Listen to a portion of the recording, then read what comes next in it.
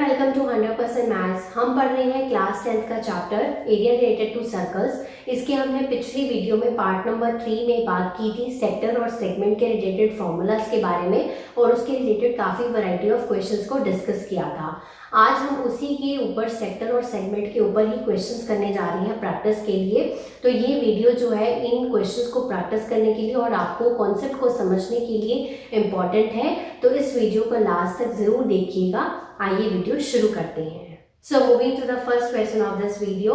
यहाँ पर इस क्वेश्चन में हमारे पास है the length of the minute hand of a clock is 14 centimetre. अब एक क्लॉक जो है वो एक सर्कल की शेप में है, ये हमने यहाँ पर क्लॉक बनाई है। O is the centre of this clock. अब यहाँ पर जो मिनट हैंड ड्रॉ होगा वो क्या होगा, डिपेक्ट करेगा रेडियस को। तो इस क्वेश्चन के लिए जो रेडियस है वो कितना है, 14 सेंटीमीटर है। यहाँ पर फाइंड द एरिया, हमें एरिया निकालना है स्वेप्ट बाय मिनट हैंड। कितना वो मिनट हैंड एरिया कर रहा है, फ्रॉम 9 AM टू 9:35 AM। अब यहाँ पर हमें एंगल जो है वो गिवन नहीं है। दूसरी चीज जो हमें रिक्वायर्ड होती है एरिया के निकालने के लिए, मतलब यहाँ पर जो थीटा है वो हमारा अननोन है, सेंट्रल एंगल यहाँ पर पता नहीं है।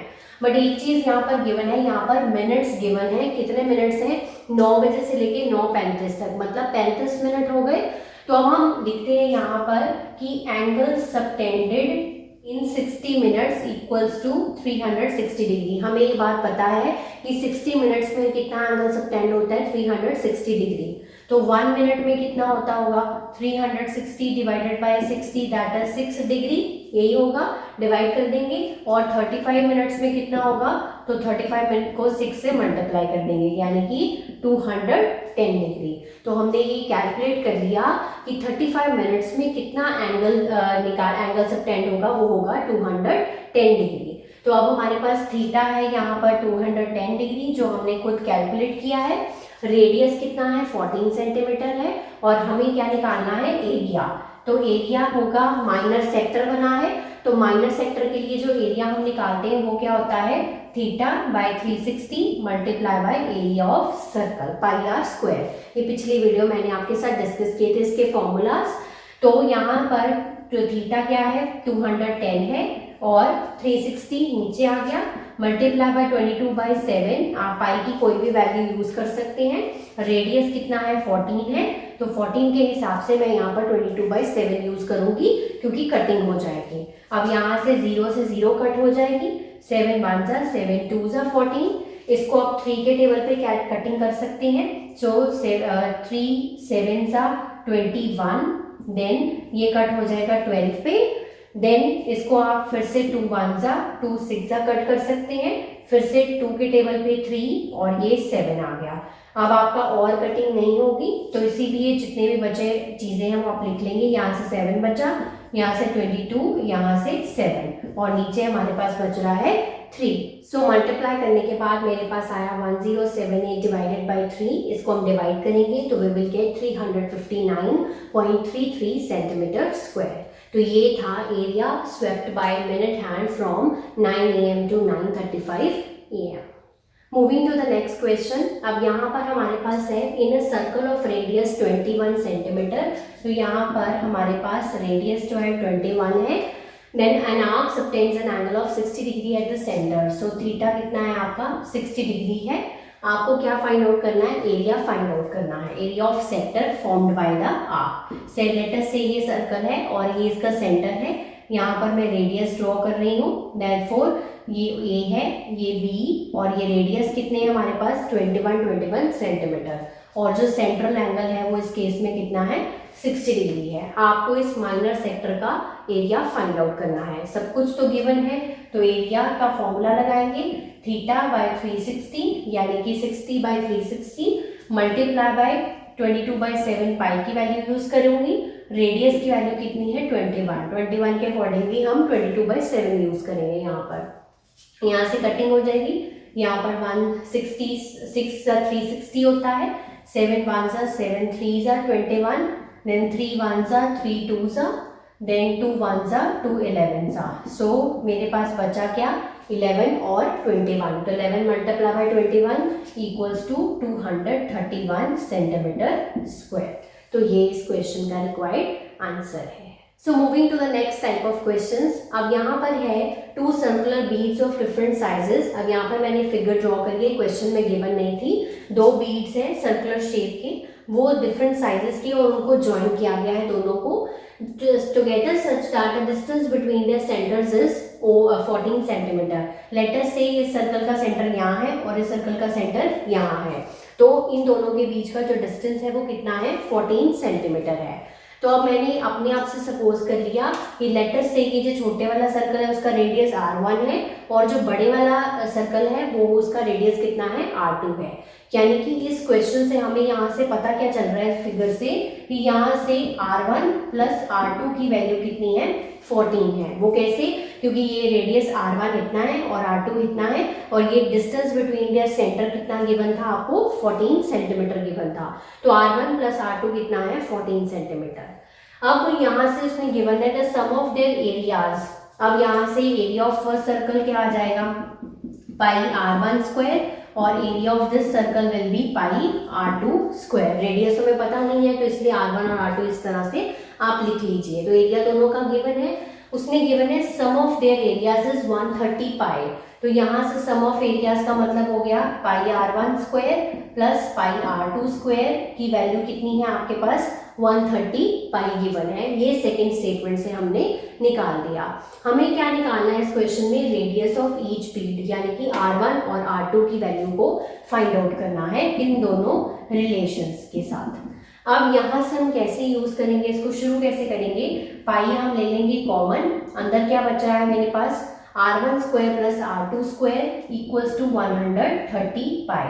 तो पाई से पाई कैंसिल हो गया, तो मेरे पास बचा क्या, r1 square plus r2 square equals to 130। ठीक है, यानी कि इन दोनों की वैल्यू कितनी है, 130 है। अब ये थी हमारी इक्वेशन नंबर 1। ठीक है, ये इक्वेशन नंबर 1 को हम यूज करेंगे। अब हम क्या करेंगे, r1 इस इक्वेशन का स्क्वायरिंग बोथ साइड्स करेंगे, s करेंगी। क्यों करूंगी वो भी पता चल जाएगा आपको, पहले आप इसका स्क्वायरिंग करिए। सो मैं स्क्वायरिंग बोथ साइड्स कर रही हूँ, तो मेरे को ये मिल रहा है r1 प्लस r2 का होल स्क्वायर इक्वल्स टू 14 का स्क्वायर। इसका होल स्क्वायर मैं ओपन कर लेती हूँ, r1 square plus r2 square plus 2r1 r2। ठीक है, ये मैंने इसका होल स्क्वायर ओपन कर दिया, और राइट साइड पे 14 का स्क्वायर हो गया 196। अब मेरे पास एक चीज की वैल्यू यहाँ पर अवेलेबल है, r1 square plus r2 square की वैल्यू कितनी थी, 130। वो मैं यहाँ पुट कर सकती हूँ, इसीलिए मैंने इसका होल स्क्वायर किया था।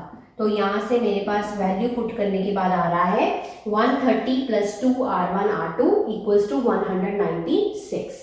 तो यहाँ से अगर मैं करूँ 2r1 r2 equals to 196 minus 130, ठीक है, तो माइनस करके मेरे पास आ जाएगा 66। तो यहाँ से मैंने एक और चीज की वैल्यू को कैलकुलेट कर लिया, 2r1 r2 की वैल्यू है हमारे पास 66। अब किसी भी दो अननोन वेरिएबल्स को सॉल्व करने के लिए हमारे पास दो इक्वेशंस होना जरूरी है। अब यहाँ पर एक इक्वेशन तो हमारे पास प्लस में है ही है। अब एक चीज हमें यहाँ पर एक अपनी तरफ से करनी पड़ेगी, वो क्या करेंगे हम, जैसे हमने पहले r1 प्लस r2 का होल स्क्वायर किया था, वैसे ही हम खुद से मान लेते हैं कि अगर हम r1 माइनस r2 का होल स्क्वायर करें तो वो ओपन करके क्या आएगा हमारे पास, r1 square plus r2 square minus 2r1 r2। ठीक है, जिसमें से हमारे पास दोनों वैल्यूज हैं, r1 square plus r2 square की वैल्यू कितनी है हमारे पास, 130 है। ठीक है, और 2r1 r2 की वैल्यू कितनी है मेरे पास, 66 है। तो अगर मैं इसको माइनस करूं तो आई एम गेटिंग 64। ठीक है, तो 64 मिल रही है मुझे r1 माइनस r2 की होल स्क्वायर की वैल्यू। अगर मैं इसका अंडर रूट कर दूं तो मेरे पास r1 माइनस r2 की वैल्यू कितनी आ रही है, 8 आ रही है। बन गई एक सेकेंड इक्वेशन इस चीज को क्रिएट करने के लिए, क्योंकि दो अननोन वेरिएबल्स हैं, एक होता तो हम किसी और तरीके से इसको सॉर्ट आउट कर सकते थे, बट जब भी हमारे पास दो अननोन वेरिएबल्स हो, ये रूल होता है कि दो इक्वेशंस होना जरूरी होता है। तो इसीलिए r1 माइनस r2 का होल स्क्वायर अपनी तरफ से करना पड़ेगा। अब हमारे पास एक ये इक्वेशन है, एक ये इक्वेशन है, इसको आप यूज करिए। r1 plus r2 equals to 14 है और r1 minus r2 equals to 8 है। मैं एलिमिनेशन मेथड यूज कर रही हूँ क्योंकि मुझे साफ दिख रहा है कि r1 r2 जो है वो कटिंग हो जाएगी। तो यहाँ से 2r1 बन गया, r1 प्लस r1 2r1 हो गया, 14 प्लस 8 कितना हो गया 22 हो गया। तो r1 की वैल्यू मेरे पास कितनी बनकर आ रही है 11 आ रही है। ठीक है, यानी कि एक रेडियस की वैल्यू मेरे पास आ गई। अब दूसरे की कैसे निकलेगी? So r1 minus r2 equals to 8, so 11 minus r2 equals to 8। तो r2 की वैल्यू दूसरी जो आ रही है वो कितनी आ रही है 3 आ रही है। तो 11 उधर जाके माइनस हो जाएगा, -3 माइनस माइनस कट हो जाएगा, तो r2 की वैल्यू 3 आ रही है। यानी कि रेडियस कितना है, एक है 11 सेंटीमीटर और दूसरा है 3 centimetre. So this is the required answer of this question. So moving to the next question, यहाँ पर क्या है, एंड अ वायर ली गई है, एक वायर है, उसको बेंड किया गया है एक इक्विलेटरल ट्रायंगल की फॉर्म में, एंक्लोजेस एन एरिया ऑफ, और इस इक्विलेटरल ट्रायंगल का जो एरिया है वो गिवन है हमें 121√3 सेंटीमीटर स्क्वायर। अब यहाँ से सबसे पहले, अब एक वायर है, इसको हमने इस इक्विलेटरल ट्रायंगल की फॉर्म में बेंड किया है। तो एरिया क्या है, एरिया हमें गिवन है 121√3 सेंटीमीटर स्क्वायर। तो एरिया ऑफ इक्विलेटरल ट्रायंगल क्या होता है हमारे पास, √3/4 इंटू साइड स्क्वायर, ए स्क्वायर भी लिख सकते हो या साइड स्क्वायर भी लिख सकते हो। यहाँ से हमें इसको इक्वेट करके इस इक्विलेटरल ट्रायंगल की जो साइड है वो पता चल जाएगी। तो वो कैसे होगी, √3 और √3 कैंसिल हो गया, तो a square equals to 121 multiply by 4, ये इसको मैं इधर ले गई। अब मैं इसका अंडर रूट कर देती हूँ 121 इंटू 4 को।